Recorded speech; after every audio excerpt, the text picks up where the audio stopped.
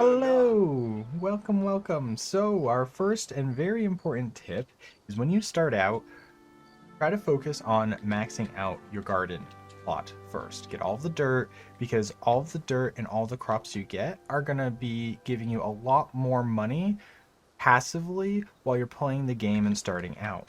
Now, potatoes are going to give you the most money starting out, and then apples are closer to the end game, and that's going to give you the highest yield later on. But you're going to want to focus on your potatoes. And one thing I did not know was that if you plant cotton next to your potatoes, it'll also create star quality potatoes and yield you more money.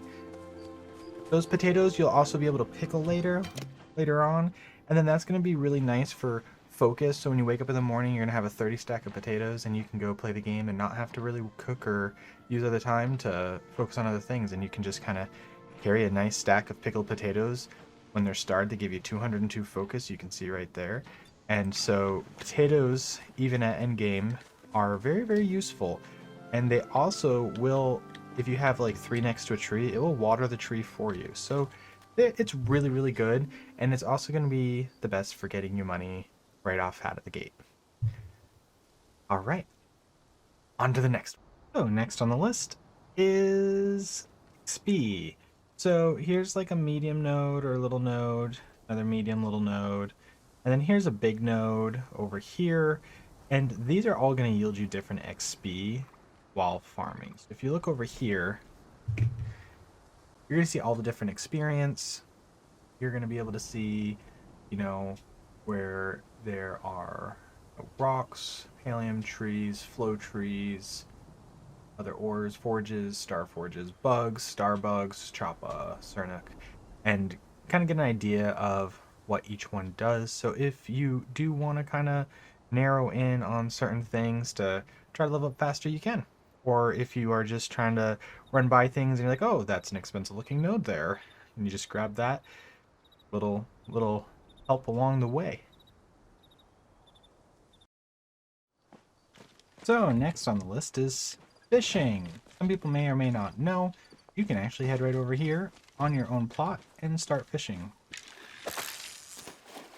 Just like that.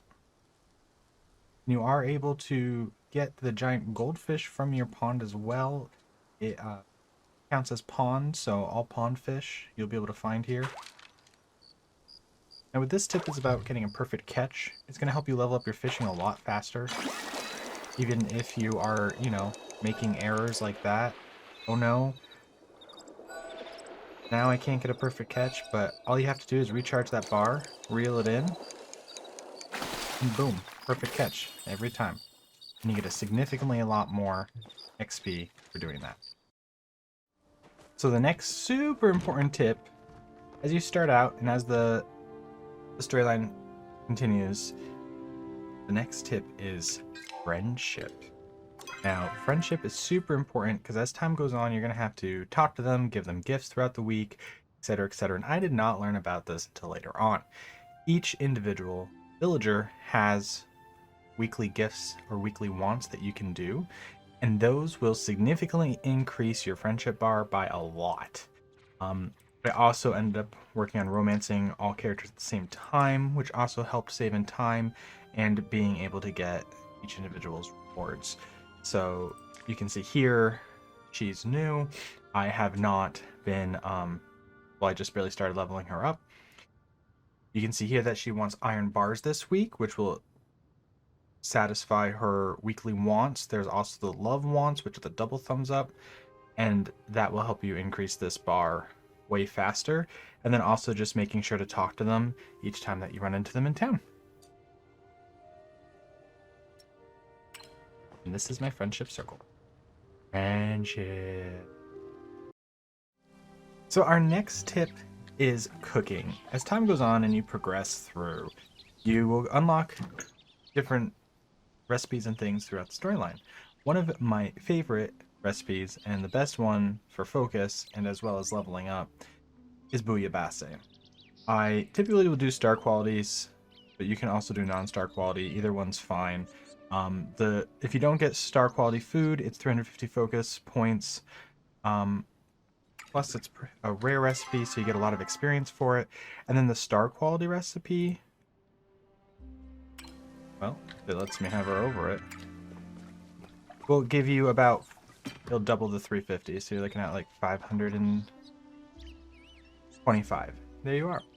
And so that's a great recipe for cooking and having focus. The other thing you can do that's super helpful beginning of the game as well is also jamming, doing jams, or typically it was pickled potatoes. I was using pickled potatoes for months just by taking the potatoes that you get from the garden and pickling them here in your nice little pickling machine. And pickled potatoes, when they're starred, give you about 202 focus each. So there you go.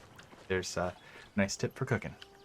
Lastly is the flow tree groves. So these are great because they start at midnight at Bahari. They're new, just added, and you're going to want to work this into your cycle so that you can go and find them once you're able to get your axe leveled up where you can hit medium to large trees.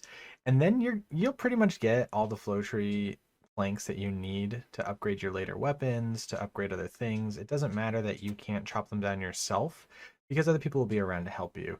So this is a great thing just to work in to kind of get that extra help, so you don't have to really hunt down or find flow trees later on in the game. And you'll also stumble upon them randomly while you're just playing the game.